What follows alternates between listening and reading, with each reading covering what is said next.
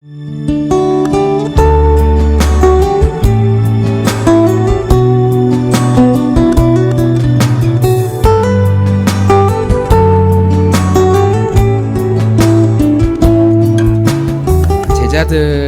여러 행적들을 보면은 제자들의 그 성향이 좀 다르게 나타납니다. 그래서 인터넷을 보니까 또 이걸 MBTI로 비유를 해가지고 베드로는 ESFP, 아주 외향적이고 감정적이고 또 자발적이고 적극적인 사람. 그리고 요한은 INFP, 베드로하고 성향이 이제 반대죠. INFP, 조용하고 또 관찰력이 또 강하고 공감 능력이 뛰어나는 사람. 도마는 ISTP라고 그러네요. 논리적이고 분석적인 사람, 문제 해결이 있는 사람. 다른 제자들의 모습을 보면 우리는 제자들의 이야기를 들으면서 나하고 좀 이 사람은 비슷하다. 이건 나하고 좀 다르다. 이런 생각들을 하잖아요. 근데 뭐 다름의 차이는 있을 수 있는데 잘 알려지지 않은 제자들, 지난주에 우리 바돌로메 그랬는데 바돌로메가 과연 나다나엘이냐 아니냐, 만약에 맞다면 우리는 이 바돌로메 나다나엘을 어떻게 평가할 것이냐, 우리 그런 말씀도 나눴고, 또 이름만 나오는 다데오 사람 시몬, 다데오 시몬, 그러니까 이런 제자들하고도 뭐 어떻게든 성경의 흔적을 막 찾아가면 또 연결할 수 있겠지만 딱 한 사람, 절대 연결짓지 않으려고 하는 딱 한 사람이 제자 가운데 있죠. 다른 사람은 뭐 장점 단점이 다 있으니까 나는 좀 베드로 같아, 나는 요한 같아 이렇게 말할 수 있는데, 누구도 나는 좀 유다 같아 이런 생각은 절대 하지 않아요. 유다의 행적을 보면서 나는 유다는 아니겠지 이런 생각을 한단 말이죠. 근데 아이러니한 건 유다도 똑같이 그런 생각을 했어요. 예수님께서 유다에게 너희 중에 한 사람이 나를 팔 것이다. 유다가 다 조용히 있는데 유다가 그 사람 도대체 누굽니까? 예수님이 다 대놓고 바로 너다 이놈아 이렇게 했는데도 이제 이게 무슨 의미인지 제자들은 또 알아듣지 못했던 그런 상황이 있었습니다. 그래서 우리가 좀 베드로 같아 뭐 이런 말 할 수 있지만 집사님은 좀 유다 같아 이런 말은 욕이죠. 목사님 너무 유다 같아요. 가룟 유다 같아요. 그러면 기분이 나쁠 정도로 이런 말은 하지 않습니다. 그만큼 12제자들 가운데 이 유다는 가장 나쁜 사람의 전형의 모습으로 성경은 등장합니다. 도둑놈, 별명을 붙여보자면 배신자, 위선자. 실제로 이게 유다의 모습이니까 한 가지 별명을 붙여본다면 저는 기회를 줘도 못 갖는 사람, 구원을 줘도 못 받아 먹는 사람, 떠먹여 줘도 갖다 버리는 사람. 한번 따라해 봅시다. 줘도 못 먹는 사람. 네, 이게 유다의 모습이에요. 줘도 못 먹는 사람. 유다는 어떤 사람이었을까요? 처음부터 유다가 악한 사람이었을까요? 아니면은 예수님을 따라다니다가 점점 타락해서 나쁜 사람이 되었을까요?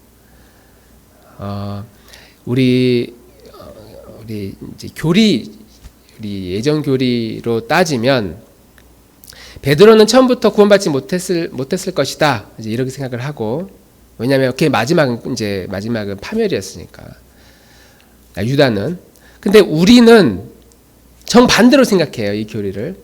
우리가 비록 주님을 떠나고 주님을 사랑하지 않고 믿음이 식어지고 좀 모르겠다고 대충 살아도 언젠가 주님이 나를 다시 불러주시겠지.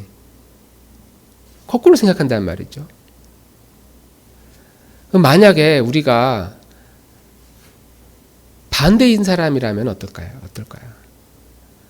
그분이 나를 선택을 했는지 안 했는지는 모르지만 내가 이렇게 살다가 진짜 이렇게 그냥 끝나버리면 어떡하지? 진짜 주님을 안 찾고 대충 살다가 어느 순간 회개할 기회조차 없이 내 생명이 끊어져 버린다면 엄청 두려운 일이죠.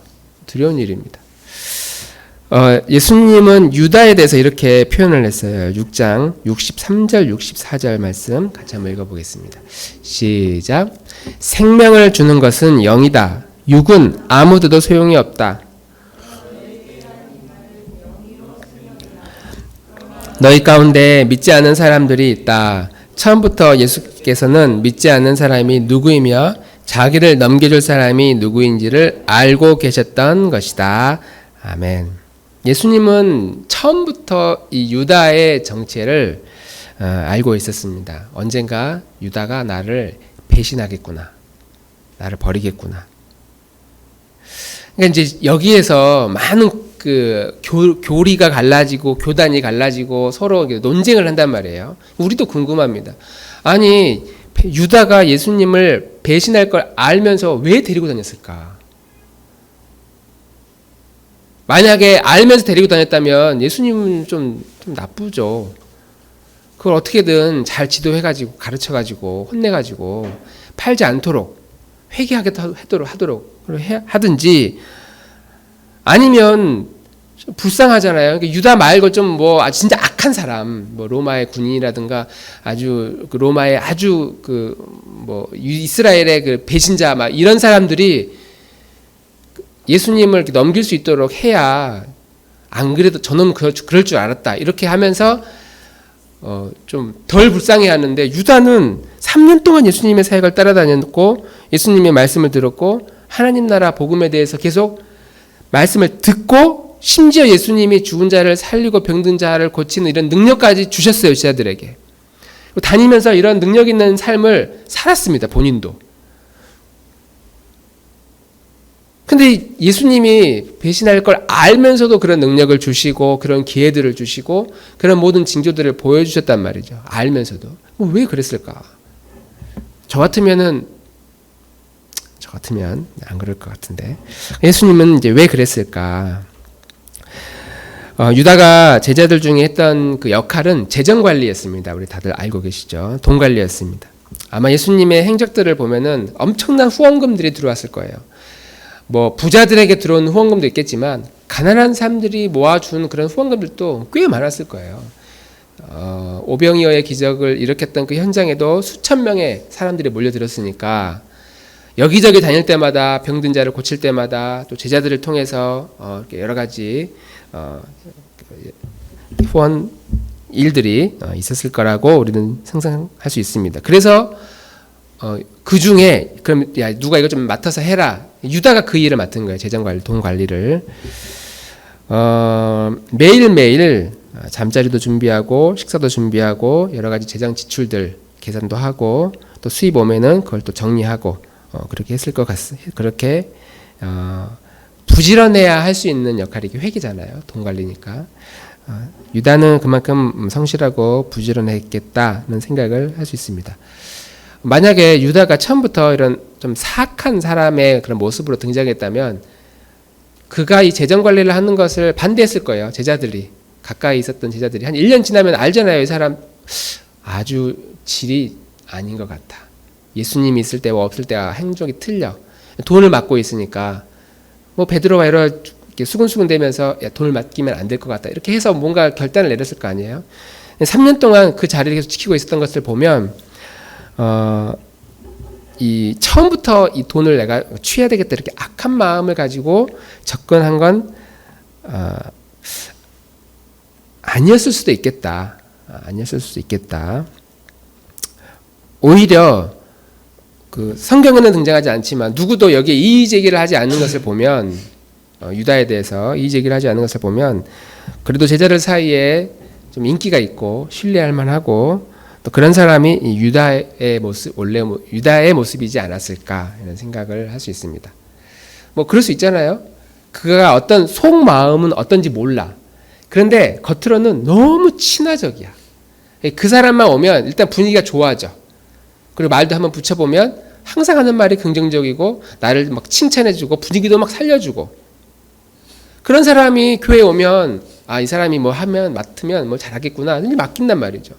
속마음은 모르지만 겉으로는 그렇게 인간 친화적인 사람이 있을 수 있다는 거예요. 유다가 아마 그런 사람이었는지는 알 수 없지만 제자들 사이에 그가 이 재정 관리하는 것에 대해서 이의제기가 없는 것을 보면 그럴 수도 있겠다.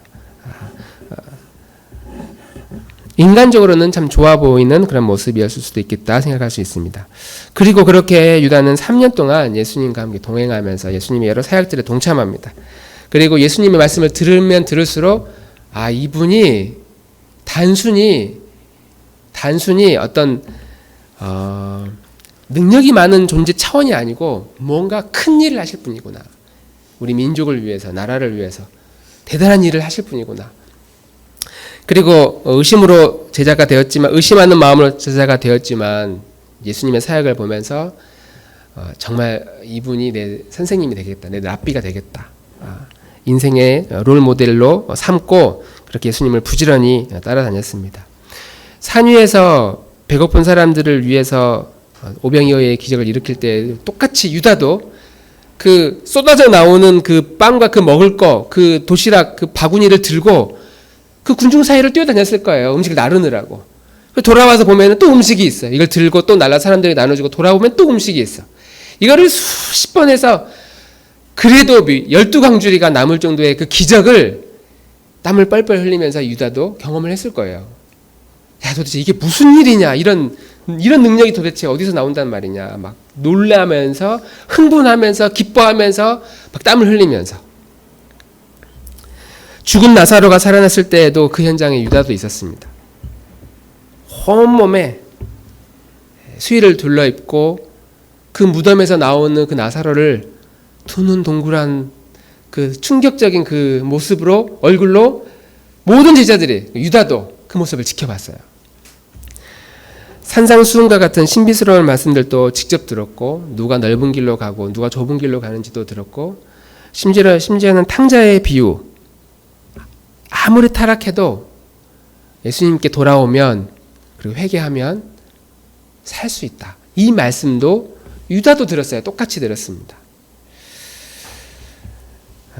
그렇게 3년 동안 예수님을 따라다녔던 그 제자, 그 중에 이 유다에게 도대체 무슨 일이 있었을까? 결국 그는 돌이킬 기회조차 얻지 못하고 목숨을 이제 마감하게 되죠. 무슨 일이 있었길래 유다는 이렇게 훌륭한 선생님 밑에서 그를 따라다니면서 정말 들을 수 없는 황금 같은 하나님의 말씀을 들으면서도 그는 변하지 않고 결국 그가 원래 있던 그 자리로 돌아가게 됐을까?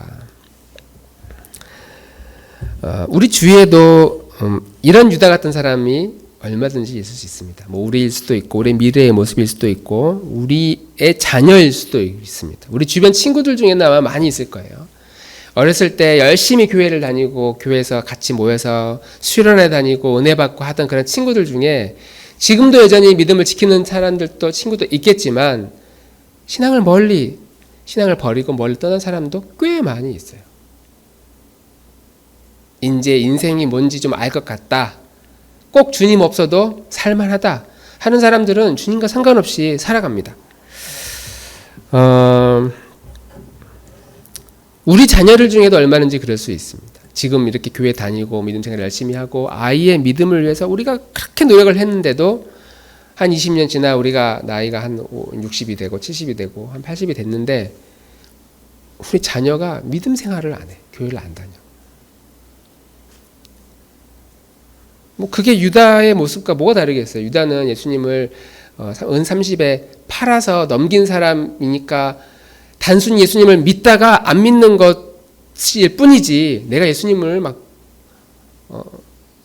은 30에 팔아 넘긴 건 아니잖아. 우리 그렇게 생각할 수 있을지 모르지만 그러나 유다의 모습이에요. 그게 한때 주님을 정말 사랑한다고 고백하며 살았다가 세월이 지난 다음에 주님과 상관없이 살아가는 모습들이 다 유다의 모습이라는 거죠.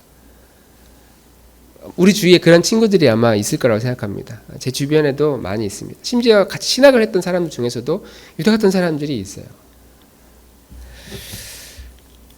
우리는 우리 안에 이런 막연한 건 아니고 우리 안에 이런 그 가르침에 대한 믿음이 조금은 있어요. 뭐냐? 믿음의 자녀는 결국 하나님이 불러오신다. 아무리 방황하고 흔들리고 넘어져도 결국 하나님이 이 자녀를 내버려두지 않을 거다. 언젠가 다시 그 은혜의 자리로 우리를 부를 것이다.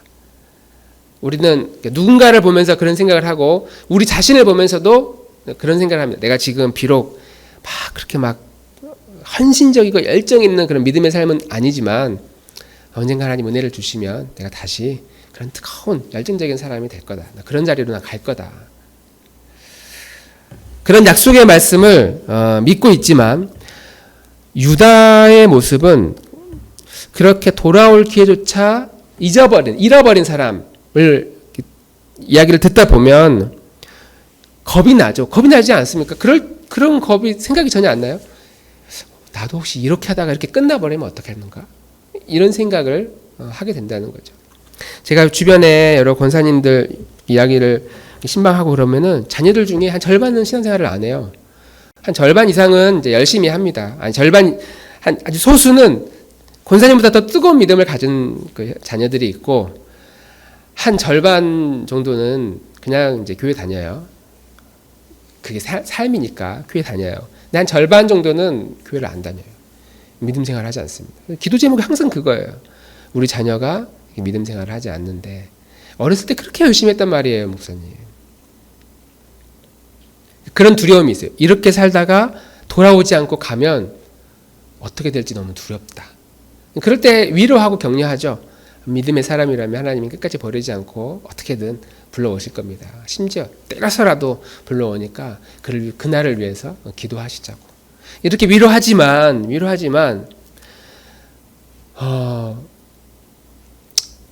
과연 우리가 무엇을 할 수 있을까? 그 자녀가 혹은 우리가 다시 주님의 은혜의 안으로 은혜의 보좌 앞으로 나아가기 위해서 우리가 무엇을 할 수 있을까? 그냥 가만히 있으면 그런 날이 돌아오는 것일까? 우리가 질문을 할 수 있다고 말할 수 있습니다. 유다가 믿음으로부터 점점 멀어지고 있다는 사실을 한 가지 보여주는 한 사건이 요한복음 12장에 등장해요.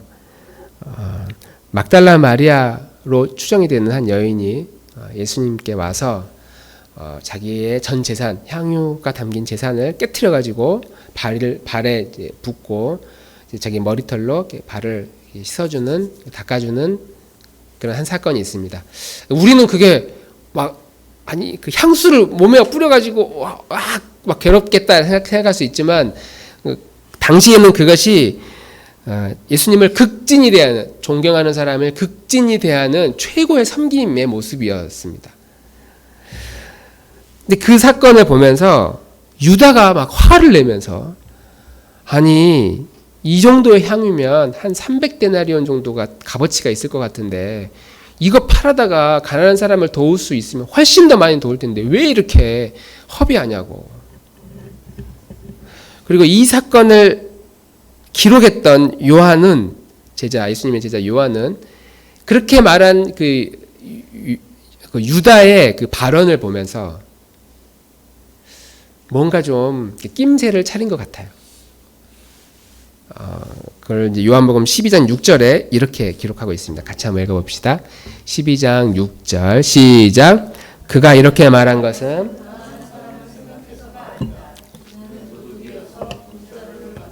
있으면서 거기에 든 것을 훔쳐내곤 하였기 때문이다. 아멘.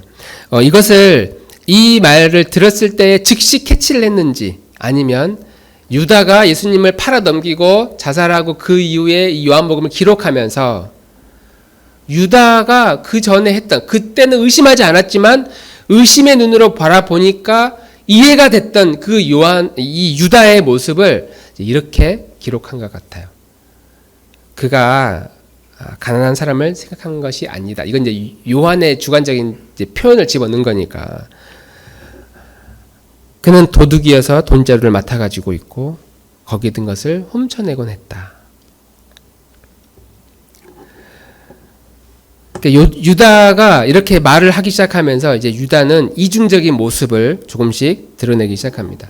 예수님의 12제자였고 3년 동안 예수님을 따라다니면서 어마어마한 그 기적을 직접 체험했고 병을 고치고 귀신을 쫓아내는 그런 능력까지 가졌던 그런 능력의 종이었지만 유다 안에는 이 이중적인 마음이, 두 가지의 이 마음이 이제 서로 갈등하면서 계속 끝까지, 마지막까지 진행되어 오고 있었다. 또 언제부터 유다는 이렇게 흔들리는 마음을 갖게 되었을까? 두 마음을 품게 되었을까? 그것은 유다의 마음에 믿음이 심겨지는 그 순간부터 시작되었다. 우리 이렇게 생각할 수 있어요. 언제부터 유다가 이런 마음을 갖게 되었을까? 예수님의 제자가 되는 그 순간부터, 내가 이분을 따르기로 마음에 결심하는 그 순간부터, 믿음 생활을 잘 하다가 어느 날 어떤 시험에 들고 어떤 계기 때문에 믿음이 멀어진 게 아니라 처음부터, 예수님을 믿기 시작한 처음부터 두 마음이 이제 싸우기 시작한 거죠. 우리 교회를 시험 들어서 떠난 사람들의 이야기를 보면은 내가 정말 주님을 위해서, 교회를 위해서 헌신했단 말입니다. 그런데 그때 이런 일이 있었어요. 목사님이 나만 빼고, 나만 썩 빼고, 다 신방 가는데 나만 신방 안 해주고, 다 기도해줬는데 나만 기도 안 해주고, 헌금 다 이름 불러주는데 내 이름만 쏙 빼고. 실제로 있는 일, 그런 분에서 막 교회를 떠나서 막 화가 난다는 그런 이야기를 담임 목사님께는 절대 이야기 안 하죠. 부목사였을 때는 그런 이야기를 막 합니다. 본인 일에 서운했다. 알아달라는 거죠. 자기는 그전에는 그렇지 않았는데 어떤 계기를 통해서 믿음이 점점 식어지고 시험에 들고 마음에 상처가 되어졌다라고 그렇게 말하지만, 우리가 정신 바짝 차려야 되는 건 내가 예수님을 믿기 시작한 그 순간부터 사단의 공격은 시작되거든요. 나의 가장 약한 부분이 어딘지를 계속 이렇게 찔러보고 저렇게 찔러보다가 딱 걸려. 제일 약한 부분이 어떤 부분인지. 거기에 아주 집요하게 마귀는 계속 공격하는 겁니다. 누가복음 22장 3절 4절 같이 한번 읽어보겠습니다. 성경은 이 유다가 마귀의 공격 때문에 시험 들었다고 표현하는데 같이 읽겠습니다. 시작. 12 가운데 하나인 가룟이라는 유다에게 사탄이 들어갔다. 유다는 떠나가서 대제사장들과 성전, 경비대 대장들과 더불어 어떻게 예수를 그들에게 넘겨줄지를 의논하였다. 네, 사탄이 유다 안으로 이제 들어간 거예요. 딱 들어가는데 성령님이 꽉 천사 천군이 막 꽉 차 있으면 들어갔겠습니까? 문을 만들어 놓고 문을 집요하게 공격하고 그 안에 텅 비도록. 물론 이게 뭐 시간적인 차이가 얼마나 있는지는 모르겠지만 들어갔는데 거기에 보니까 자기 이제 그 일본말 할 뻔했네. 내 영역이 된 거예요. 거기가 아무것도 없는 상태.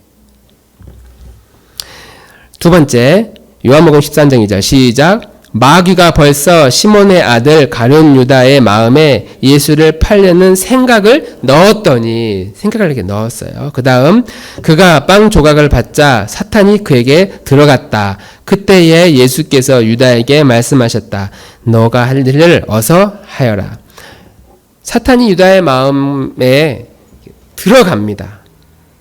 그리고 이제 그때부터 본격적으로 유다가 배신자의 길을 가게 하는 거죠.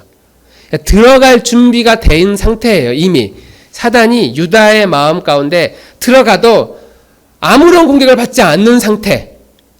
그러니까 마귀가 들어가서 그때부터 이제 예수님을 팔아야 되겠다 마음 먹은 것이 아니라 이미 유다의 이 두 마음, 싸우고 있는 이 두 마음 가운데 한쪽이 그쪽의 진영을 점령하고 있는 상태가 되었다.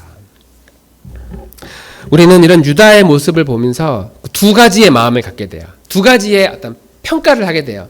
하나는 뭐냐면 유다는 해서는 안 될 일을 저질렀다. 아무리 유다가 시험에 들고 뭐 돈이 좀 궁해도 그래도 예수님을 팔아서는 안 된다. 그것만큼은 용서받지 못할 죄다. 유다야말로 12제자 중에 가장 끔찍한 죄를 지은 뭐 일종의 밀정이다. 숨어있는 배신자다. 당연히 그는 죽어서 마땅하고 마지막 날 유다는 심판이 있을 것이다. 무시무시한 심판이 그를 기다리고 있을 것이다. 이렇게 생각하는 관점이에요. 유다는 나쁜 놈이에요. 일단 또 하나의 관점은 뭐냐면 유다도 좀 안타깝다. 유다도 좀 피해자 같다. 피해자. 예수님은 알면서도 계속 데리고 다녔다는데 알면 좀 바꾸든지 다른 사람이 하든지. 아니면 좀 적극적으로 그를 좀 타일러 가지고 죄를 못 짓게 해야지. 어떻게 다 알고 있으면서 이렇게 방치할 수가 있느냐. 만약 여기 계신 분들 중에 저를 포함해서 만약에 유다, 제가 제일 편하겠네요. 제가 유다 같은 사람이었다고 봅시다. 그럼 마지막 날 제가 예수님을 배신하고 막 아주 안티 목사가 돼가지고 안티 크리스찬 막 목사가 돼가지고 신학교 나온 목사가 아주 예수님을 막 비난하고 막 다녀요. 막 유튜브 막 찍고 조회수 막 20만 30만 찍어내고. 그래서 마지막에 이제 비참하게 제가 죽었다면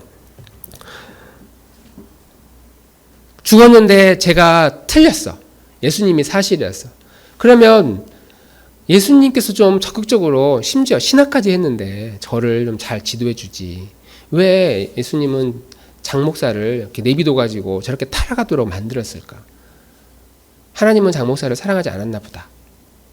우리 누군가가 그렇게 평가할 수 있잖아요. 아니면 천국 다 같이 가가지고 다 천국에 여러분들이 모여가지고 근데 장 목사는 여기 못 왔대. 그러면서 막 서로 아유 불쌍하다. 뭐 그런 생각을 할 수 있단 말이죠. 그러니까 우리는 이 유다를 보면서 지금 그런 관점을 가질 수 있어요. 유다가 좀 불쌍하다. 그리고 사탄이 유다에게 들어갔다는데 유다가 뭐 그걸 어떻게 하겠느냐. 적극적으로 막는다고 해도 사탄이 그를 막 어떻게 막 해가지고 그를 시험 들게 했다면 유다야말로 좀 불쌍한 피해자가 될 수 있다라고 동정 아닌 동정을 우리 중에도 가질 수가 있다라고 말할 수 있습니다. 그러나 우리가 알아야 될 사실은 어떻게 해서 이 사단이 유다의 마음 가운데로 들어갈 수 있었을까? 우리 월 초에 말씀 나눴지만 우리의 마음의 보좌는 딱 하나밖에 없어서 누군가가 차지해야만 끝나요. 원래는 죄와 사망의 법이 우리를 이렇게 차지하고 있다가 우리가 예수님을 믿는 순간 성령님께서 들어가서 이 자리를 이제 독차지하세요. 다 쫓아버리죠. 그런데 나간 게 아니라 우리 몸 어느 한 구석에 이렇게 숨어 있다가 귀에만 계속 엿보고 있다는 거죠. 이 자리를 뺏을 수는 없어. 왜냐하면 성령님이 이미 자리를 잡았으니까 우리 마음의 중심에 와서 넌 내 거다라고 딱 도장을 찍었으니까 뺏을 수는 없는데 우리의 손과 발에 찾아가서 이 쫓겨난 죄와 사망이 야, 너 주인이 성령님이라며 그러면서 우리를 계속 유혹하고 시험 들게 하고 넘어지게 만들어서 마치 죄가 우리의 주인인 것처럼 막 살아가도록 만들어 버리는 거죠. 성령님이 일을 하지 못하시도록. 설교? 당연히 대충 듣지. 찬양? 뭐 할 필요가 없어요. 왜냐하면 뭐 세상에 즐거운 노래가 얼마나 많은데요. 기도를 왜 해요? 그냥 밥 먹는 식당 앞에서 이렇게 밥 앞에 있으면은 아유 맛있겠다 하면서 먹기 바쁘지. 내 시간을 구별해서 뭔가 내 영혼을 위한 일을 할 필요가 없죠. 왜냐하면 듣는 게 너무 즐겁고 보는 게 너무 화려한 것들이 많으니까 시간을 다 거기에 뺏겨버리는 거죠. 그렇게 이제 막 살다가 하나님 없이도 사는 게 별 일 없구나, 즐겁구나 라고 생각하면서 살아가도록 사단이 우리를 그렇게 만들어버린다. 우리를 향한 성령님의 우리를 향한 큰 놀라운 계획이 있는데 이 계획과 상관없이 막 살도록 만들어버린다는 거죠. 근데 여기서 우리가 혼란스러워지는 게 뭐냐면 한 가지 혼란스러워하는 부분이 뭐냐면 성령님이 이제 우리 안에 이미 마음에 이제 들어와 계시다고 이제 믿고 또 마귀가 여전히 우리 안에서 우리를 역사한다는 사실도 우리가 이제 기억한다면 이게 이제 이론이에요. 이론. 내 마음에 성령님이 들어와 계셔. 그 주인이야. 도장을 찍었어. 도장을 찍은 것과 상관없이 우리의 삶의 주도권은 매일 뺏겨요. 이 집 주인이 그러니까 이 건물주가 이 건물의 주인이니까 주도권 행사할 수 있거든요. 3층, 2층 이번 달까지 이제 안 될 것 같아요. 계약 해지시키고 나가주세요. 이렇게 주도권을 가질 수도 있는데 지금처럼 한 6년, 7년 넘게 이곳에 있다 보면 주인이 주도권을 못 가져. 그래서 이제 이 세입자가 막 큰 소리 치는 거죠. 이것도 고장났고 저것도 고장났고 이제 좀 그동안 우리가 귀찮게 안 했으니까 이거 좀 해줘야 되지 않습니까? 그러면 주인이 막 죄송해요. 여기까지 그동안 오랫동안 있었는데 이것도 불편하죠. 집에 돌아가면서 그럼 내가 왜 사과를 해야 되지? 아니 싫으면 나가면 되지. 막 그런 생각이 들고 이렇게 주도권은 우리는 매일매일 뺏긴다는 거죠. 그 주도권을 쥐게끔 하는 그 열쇠, 주도권을 쥐도록 성령님이 내 안에 들어오시고 마귀가 내 안에 들어오게끔 하는 이 마음의 열쇠는 누가 가지고 있느냐? 우리가 가지고 있다는 거예요. 우리는 이걸 성령님이 알아서 하실 거라고 생각하지만 그러나 이 열쇠는 우리가 쥐고 있습니다. 내가 쥐고 있습니다. 내가 이 키를 누구한테 주느냐? 내가 예수님께 이 키를 주면 그날의 주도권은 예수님께서 쥐고 나를 움직이시는 것이고 이날의 주도권을 내가 나 자신에게 부패한 나 자신에게 믿을 수 없는 나 자신에게 너 하고 싶은 대로 해. 너가 그동안에 살아온 대로 해. 너의 관습대로 해. 라고 주면 곧 마귀가 좋아하는 그 죄에게 주는 거니까 이 주도권을 마귀가 들고 신나서 왔다 갔다 내 마음을 점령해 버리는 거죠. 내가 열어줘야 마귀 사탄도 내 안에 들어오고 예수님도 들어온다는 거예요. 다시 말하면 유다가 어쩔 수 없이 마귀 때문에 예수를 판 게 아니라 마귀가 유다를 계속 찔러봤는데 어느 날 이 유다가 이 마귀에게 자기의 마음의 문을 확 열어준 거예요. 야, 너 들어오고 싶으면 들어와라. 너 하고 싶은 대로 해라. 마귀가 들어와서 생각을 확 심어주고 너야말로 예수를 팔 수 있는 유일한 위인이다. 기회가 너밖에 없다. 기회가 왔다. 너밖에 일할 사람이 없다. 그래서 우리는 이것이 유다의 운명이라고 말하지 않고 유다가 선택한 유다의 죄다라고 말합니다. 유다의 운명이 아니에요. 유다가 선택한 길이에요.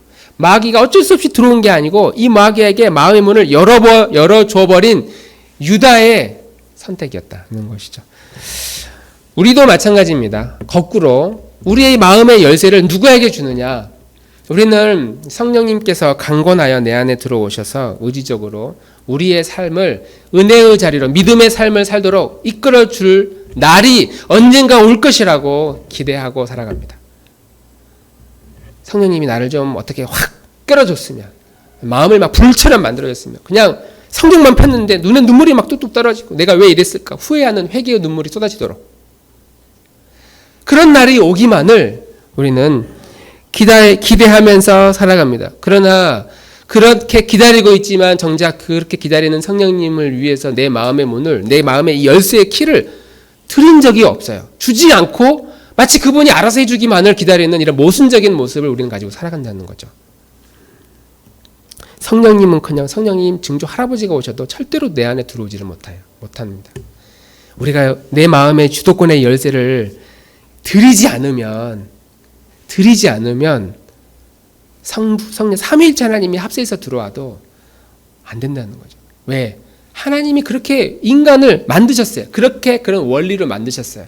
그래서 하나님이 가장 기뻐하는 게 뭐냐면 이 마음의 열쇠를 나를 위해서 쓸 수 있지만 그러지 않고 이거는 주님 거니까 주님을 위해서 써야 되겠구나.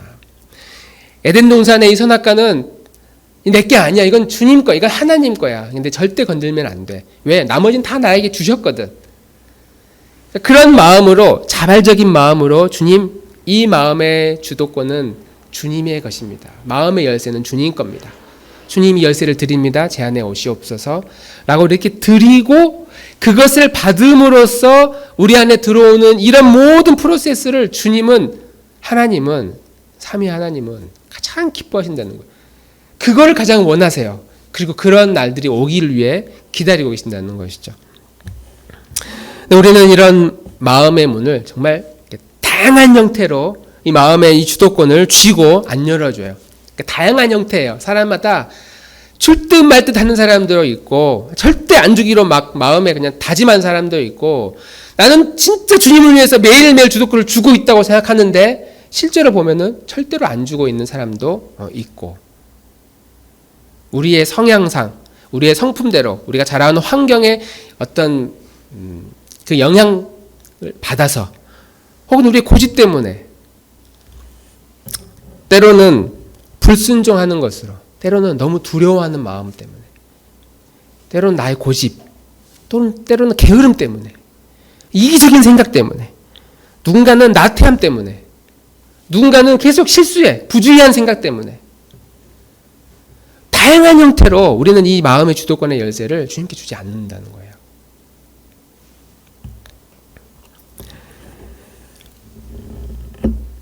주님이 오기를 기다리지만 속마음은 주님 절대로 지금 와서는 안 됩니다. 왜? 아직은 때가 아닌 것 같거든요. 제가 아직 마음의 준비가 안 돼 있거든요. 우리 중에 지금 주님 오시면 감사하겠습니다라고 할 정도로 주님께 내 마음의 주도권을 주며 살아가는 그런 사람들이 우리 안에 얼마나 있을까요? 어떻게 예수님을 위해서 제자들이 순교할 수 있었을까? 목숨을 바칠 수 있었을까? 저는 그 순교한 예수님의 그 모습들, 제자들의 그 모습들을 이렇게 보면 그 순교하는 그 순간에 준비가 안 된 사람은 절대로 순교를 못해요. 주님, 아직 제가 이런 죄가 있는데 아직은 제가 죽을 때가 아닙니다. 절대 회개할 일이 남아있는 자에게는 순교할 수 있는 용기가 없죠. 주님께 내 마음의 열쇠를 다 드리고 성령님이 내 안에 가득 채워져서 주님의 주도권을 가지고 살아가는 모든 성도들, 그 모든 제자들은 다 마지막 결정적인 순간에 주님을 부인하지 않고 주님을 위해서 내 목숨을 버릴 수가 있었다. 예수님은 약 3번에 걸쳐서 유다가 회개하고 돌이킬 기회를 주셨습니다. 첫 번째는 최후의 만찬 자리에서 이제 주셨죠. 빵을 떼어주면서 누가 우리 예수님을 배신합니까? 라고 물어봤을 때 이 빵을 받는 사람이 바로 그 역할을 할 것이다. 포도에 적셔서 유다에게 주죠. 다 보는 앞에서 유다가의 속마음이 발각되도록 기회를 주신 거예요. 유다가 미워서 유다를 이렇게 꼬질른 게 아니라 유다에게 기회를 주신 겁니다. 속마음이 드러나도록. 우리가 하나님께 예배하고 찬양하고 기도하는 건 그런 기회를 얻는 거예요. 내 속마음이 드러나는 기회를 얻는 거예요. 나를 혼내는 게 아니라 드러나는 것으로 회개하고 결심하고 돌이킬 기회를 우리는 얻는 것이죠. 우리는 매일마다 하나님 말씀을 통해서 이런 기회를 얻습니다. 돌이킬 기회를. 내가 이렇게 살면 안 되고 내가 이것은 고쳐야 되겠구나. 이렇게 해야 내 마음의 문을 주님께 드리는 것이겠구나. 두 번째, 겟세마네 동산에서 기도하고 있을 때 유다가 찾아옵니다. 군인들과 함께. 그리고 선생님 잘 지내셨습니까? 하면서 끌어안으면서 뽀뽀를 하죠. 인사를 하죠. 입맞춤을 하죠. 근데 이게 사인이었어요. 군인들에게. 내가 입맞춤을 하는 첫 번째 사람이 바로 이 무리의 지도자니까 그를 체포하면 된다고. 그 엄청난 능력이 있으니까 조심하라고. 죽은 죄도 살린 사람이라고. 살린 사람도 죽일 수 있을 거라고. 그러면서 이제 일종의 사인을 해요. 그 예수님이 누가복음 22장 48절에 이렇게 말하죠. 너가 입맞춤으로 나를 파느냐. 속마음이 또 들켰어요. 내가 예수님을 팔려고 하는 거를 이분이 알고 계시는구나. 돌이키려면 즉시 예수님께 입맞춤했으니까 베드로 형제 잘 지냈습니까? 하면서 베드로도 끌어안고 입맞추고 안드레도 끌어안고 입맞추고 요한도 끌어안고 입맞추고 해서 상황을 빨리 묘면해야지. 이렇게 기회를 주었는데도 유다가 이 기회를 받아들이지 않고 회개할 기회를 얻지 못했다. 마지막으로 예수님이 십자가에 못 박히기로 결정되었을 때에 생각보다 빨리 또 엄격한 절차가 아니라 이미 예수님이 체포되면 십자가에서 죽게 될 것을 죽게 된 것이 이미 계획된 것처럼 모든 일들이 일사천리로 진행이 되니까 이 유다가 충격을 받아요. 나는 예수를 넘겨서 돈을 받고 넘겼을 뿐이고 여기에서 어떤 절차가 있을 거라고 생각했는데 십자가로, 그러니까 사형으로 다이렉트 가는 거예요. 바로 죽음의 형장으로 바로 가는 그 과정을 보는 거예요. 깜짝 놀라요. 그래서 대제사장과 군인들이 찾아가서 내가 이 돈을 받고 그렇게 할 수가 없다 하면서 돈 다시 돌려주겠다 그러니까 야 그거는 너가 알아서 할 일이지 이제 우리하고는 관계가 끝났다. 거기에 충격을 받은 유다가 회개할 기회를 얻은 거거든요. 탕자 이야기를 들었기 때문에 아버지를 떠나서 내 마음대로 살아도 회개하고 돌아가면 다시 받아주는 분이 내 아버지시다. 근데 유다가 그 기회를 또 갖다 버리죠. 그 길로 나무에 목을 매달아 스스로 목숨을 끊습니다. 돌이킬 기회마저 이제는 포기해버린 상태가 돼버린 것이죠. 우리가 살아가는 시대에도 이런 유다 같은 사람들이 많이 있습니다. 또 많아질 겁니다. 기독교인들이 점점 줄어가고 있다는 것은 그만큼 유다와 같은 모습을 가진 크리스찬들이 과거의 크리스찬들이 지금 유다 같은 모습으로 살아가는, 더 많이 살아가고 있다는 것을 반증하기도 하죠. 그들 중에 어떤 이들은 회개하고 다시 돌이킬 수도 있겠지만 역사적으로 또 하나님께서 정말 특별한 그런 계기를 허락하지 않는다면 우리도 유럽 사회와 같이 하나님을 떠난 사람이 다시 돌아갈 기회는 거의 얻지 못할 거라고 생각합니다. 그 중에 특별한 누군가는 특별히 부름받은 누군가에 의해서, 여기 앉아있는 누군가에 의해서 우리의 순종, 우리의 섬김, 우리의 그 주도권을 우리가 사랑하는 그 하나님께 드리는 그런 행위를 사용하셔서 다시 주님께 돌아올 기회를 얻을 수 있을지 모르겠어요. 우리 주변 사람들, 우리 이웃들이. 우리는 하나님을 사랑하지만 이웃을 사랑해야 된다고 해서 배우고 있기 때문에 이웃 사랑의 가장 좋은 게 뭡니까? 구원을 얻도록 돕는 거잖아요.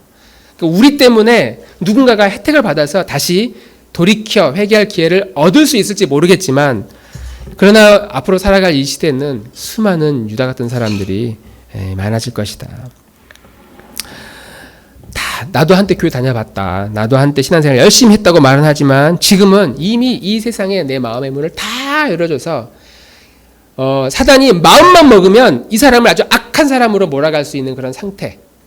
그런데 그렇게 하지 않아도 어차피 내 이 세상에 물들어서 살아가고 있는 사람을 사탄이 건들지 않아요. 내버려 두다가 이 사람이 다시 그리스도께 돌아가려고 뭔가 조짐이 보인다. 나들목에 누군가가 정말 믿음으로 살아야 되겠다라고 결심하려고 하는 그 순간 사단이 방치하지 않고 우리를 집요하게 공격해서 우리의 마음에 시험 들게 하고 넘어지게 하고 무기력하게 만들고 위축되게 만들어서 다시 유다 같은 모습으로 돌아가도록 우리를 넘어뜨린다라고 하는 겁니다. 이 세상에 수많은 사람들이 유다의 길을 가고 유다 같은 모습으로 살아가고 있어도 주님이 우리에게 매일매일 이 은혜의 손을 이렇게 내밀고 있어요. 거기에 우리가 반응하고 내 마음의 주도권을, 이 열쇠를 주님께 드리고 매일 주님과 동행해서 주님이 우리에게 유다의 지적, 유다에게 했던 그런 충고와 경고, 또 돌이킬 기회를 주실 때마다 귀를 바짝 열고 내 마음을 활짝 열어서 아멘으로 순종하고 수납하고 받아들이고 용기 있게 예수님이 가셨던 그 길들을 우리도 따라갈 수 있는 그런 믿음의 성도들이 되기를, 우리 믿음의 교회 되기를 주님의 이름으로 축복합니다. 우리 지난